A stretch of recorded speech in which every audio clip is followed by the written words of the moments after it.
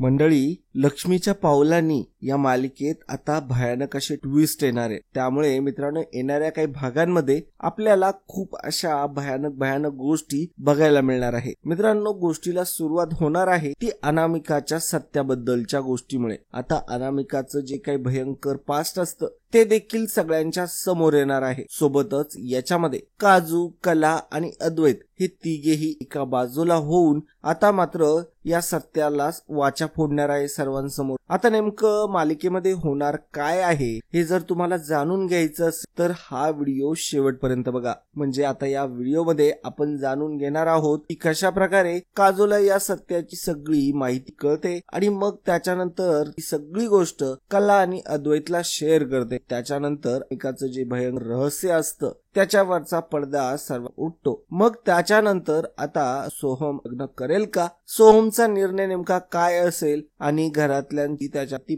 प्रतिक्रिया काय असेल हे बघणं रंजक ठरणार आहे. सोबतच आता मात्र अनामिकाचं असं काय भयंकर रहस्य आहे हे देखील आपण या व्हिडिओमध्ये जाणून घेणार आहोत.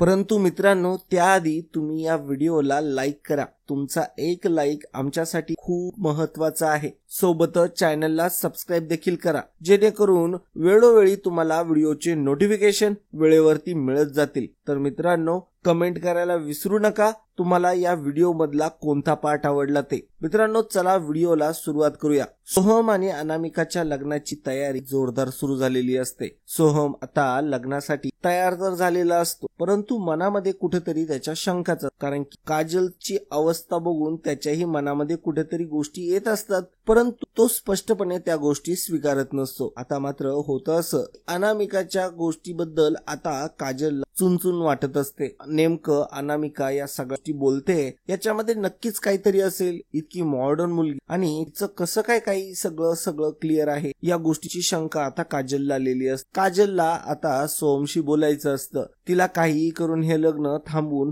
तिला स्वतः सोहमशी लग्न करायची इच्छा असते, परंतु ती घरच्यांच्या दबावाखाली आणि इतर गोष्टींमुळे आता मात्र ती सोहमला या सगळ्या सत्याबद्दल सांगू शकत नसते. परंतु तिलाही सोहमशिवाय आता चैन पडत नाही. आता हे सत्य तिला सोहमला सांगायचं असतं, परंतु तिला असं वाटत असतं की मी हे सगळं उगाच बोलते आणि आता या गोष्टीला फार उशीर झालाय, त्याच्यामुळे सोहम देखील ही गोष्ट ऐकणार नाही. गोष्ट तिला क्लिअर झालेली असते. आता मात्र अनामिका एक दिवस फोनवरती बोलत असते, तेव्हा काजल तिथूनच चाललेली असते. तेव्हा काजलला ही नेमकी फोनवरती काय बोलते असा प्रश्न पडतो, कारण अनामिका फार घाबरलेली असते. अनामिका एका मुलाशी बोलत असते, तिचा तो एक्स बॉयफ्रेंड असतो. अनामिका एका मुलाशी फोनवरती बोलत असते. खूप तावातावात तिचं बोलणं सुरू असतं. आता मात्र काजलने ऐकलेलं असतं. काजलला तिथे सगळ्या गोष्टी ऐकू येत असतात, परंतु अनामिकाला याबद्दलची थोडीही कल्पना नसते की आपलं बोलणं ती व्यक्ती कोणीतरी ऐकतंय. म्हणून अनामिका सगळ्या क्लिअरच बोलत असते. आता काजलच्या कानावर असल्या गोष्टी पडत असतात ज्याची कल्पना काजलने देखील केलेली नसते. आता एकाच्या बॉयफ्रेंडला अनामिका म्हणत असते, तू मला ब्लॅकमेल करणं सोडून दे आणि मला माहितीये मी तुझ्यासोबत लग्न करणार नाही. तिकडून तिचा बॉयफ्रेंड त्याला म्हणत असतो, तू मला फसवलं, मला धोका दिलास, आता मात्र मी तुला सोडत नसतो असं ते अनामिकाला म्हणत. परंतु अनामिका म्हणत, मी तुला काहीही फसवलेलं नाही, मी स्पष्टपणे तुझ्याशी लग्न नाही असंच तुला सांगितलंय, तरी देखील तू माझा पिछा का करतोय? माझं लग्न ठरतंय आणि मी आता सोहम चांदेकर याची बायको होणार आहे, त्यामुळे तू माझा आता विषय सोडून दे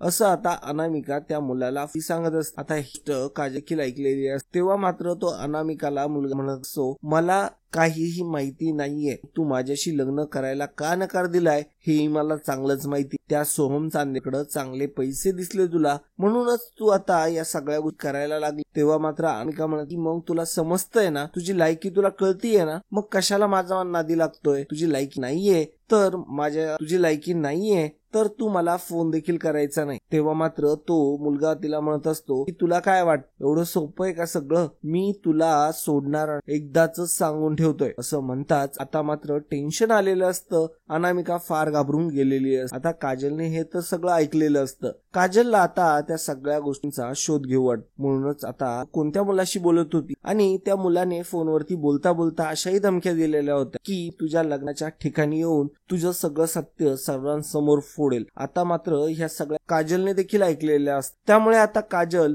अनामिकाचं सत्य शोधण्याच्या मिशनवरती निघून जाते. आता मात्र कुठेतरी काजलला असं वाटत असतं की अनामिकाचं हे सत्य जर सोहमच्या समोर दिलं तर मात्र सोहम लगेचच या लग्नाला विरोध करेल आणि मग माझं लग्न सोहमशी होईल अशी कुठेतरी आशा तिच्या मनात उगवलेली असते. खरं तर तिला या सगळ्यांच्या गोष्टींच्या मध्ये पडायचं नसतं, परंतु आता तिच्या मनाची तसल्ली तिच्याच मनाने केलेली असते. त्याच्यामुळे आता सोहम बद्दलचं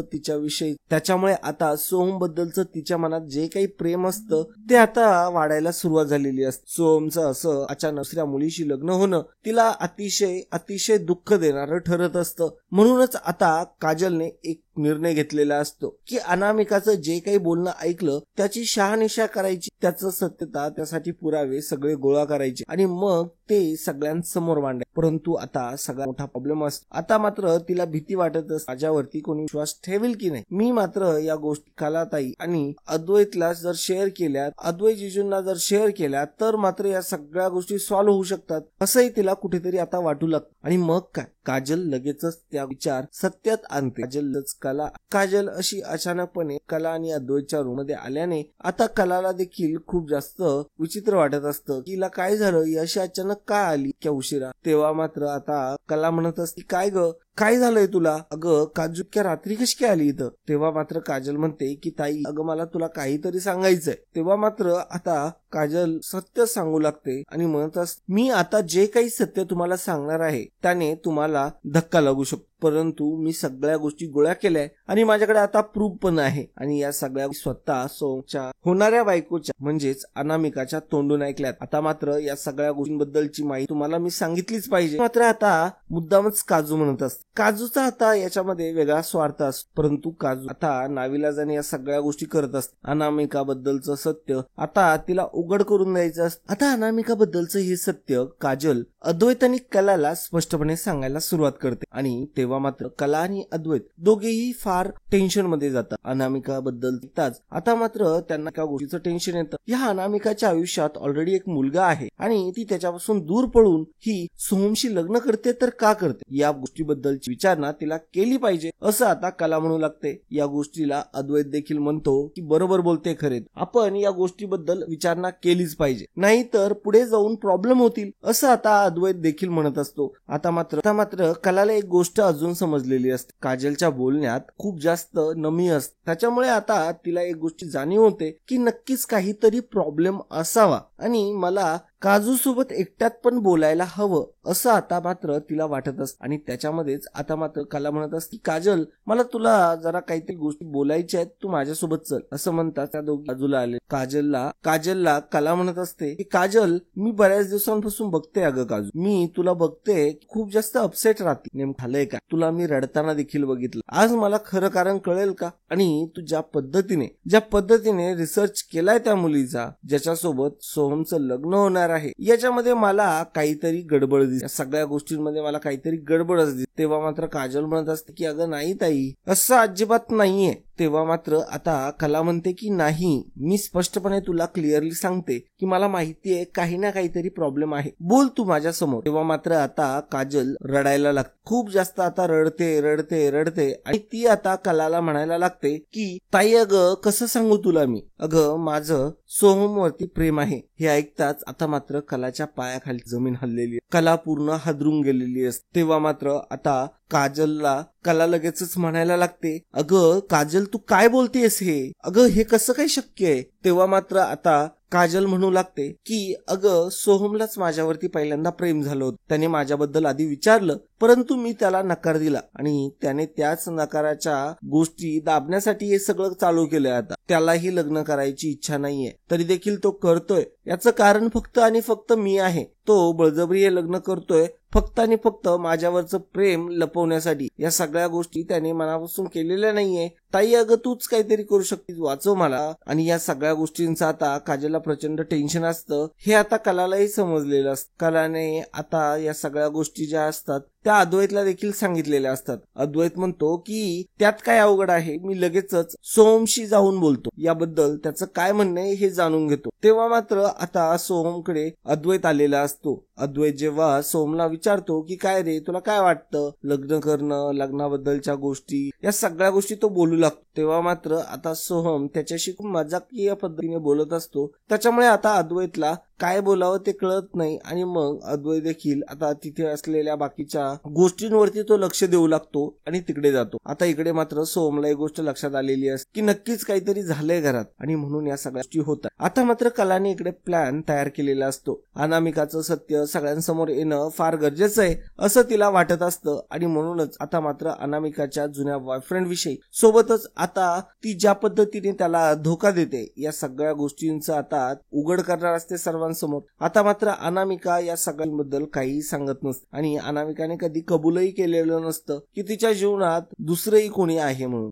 अद्वैतला असं वाटतं की त्याने सोहमला या सगळ्या गोष्टींबद्दल एकदा विचारावं की अनामिकाच्या पास्ट बद्दल तुला काही माहिती आहे का, तुला काही गोष्टी कळाल्यात का. या सगळ्या गोष्टी आता सोहमला अद्वैतने विचारलेल्या असतात, परंतु अद्वैतला सोहमने एकदम स्पष्टपणे नकार दिलेला असतो आणि सांगितलेलं असतं की नाही, असं कोणत्याही प्रकारची गोष्ट मला तिने सांगितलेली नाहीये आणि असं काहीही नाहीये. ती सिंगल होती आणि सिंगल म्हणूनच माझ्याशी लग्न करते. तेव्हा मात्र अद्वैत सांगण्यासाठी आलेला असतो, परंतु आता मात्र अद्वैतला असं वाटतं की मी जर त्याला आता ह्या गोष्टी सांगितल्या तर त्याला विश्वास असणार. या सगळ्या गोष्टींचे पुरावे जेव्हा समोर येतील ना तेव्हाच या गोष्टी बोलण्यात मजा आहे असं मात्र आता वाटत असतं. कला आणि अद्वैत आता दोघेही भेटलेले असतात. त्या दोघांमध्ये बोलणं होतं. आता मात्र या सगळ्या गोष्टींचं त्यांच्या समोर भिंग फुटलेलं असतं. सोबतच आता कलाला हेही समजलेलं असतं की सोहमचं काजूवरती प्रेम होतं. त्याने तिला प्रपोज केलं. नंतर काजूच्याही मनात त्या सगळ्या फिलिंग जाग्या झाल्या, परंतु आता मात्र काजू या गोष्टीमुळे तडपते आणि ती आता पार मरलेल्या अवस्थेत आली आहे फक्त आणि फक्त सोहमसाठी. सोहमवर इतकं प्रेम करत असताना देखील तिला मात्र सोहमचं लग्न दुसऱ्यासोबत होताना असते ही गोष्ट आता कलालाही पटत नसते, कारण की सोहमने या गोष्टीचा स्वीकार हा सगळ्यांसमोर केलेला नसतो. आता मात्र या सगळ्या गोष्टींचा प्रॉब्लेम होणार, म्हणूनच आता अद्वैत आणि कला एक प्लॅन करतात की सगळ्या सत्याचा जो खुलासा आहे ते तिघेही जाऊन सगळ्यांसमोर करणार. मग त्याच्यावरती घरचे जो निर्णय घेतील तो सर्वांना मान्य असेल असं आता ते बोललेले असतात. त्याच्यामध्ये आता काजलने देखील होकार दिलेला असतो आणि ते सांगितलेलं असतं की मला मान्य आहे, तेव्हा जो काही प्रॉब्लेम होईल तो मी करायला तयार आहे, सामोरे जायला सुद्धा तयार आहे. म्हणूनच आता या सगळ्या गोष्टी झालेली असते. आता अनामिकाचं जे सत्य आहे ते सांगायची वेळ आलेली असते, परंतु अनामिका तिथं असते. त्याच्यामुळे मात्र नेमकं काय बोलावं यावरती आता विचार सुरू झालेला असतो. तेव्हा मात्र आता कला एक विचार अद्वैत समोर मांड की आपण ह्या सत्याची गोष्ट आहे ती डायरेक्टली नको बोलायला. पाहुणे मंडळी आहेत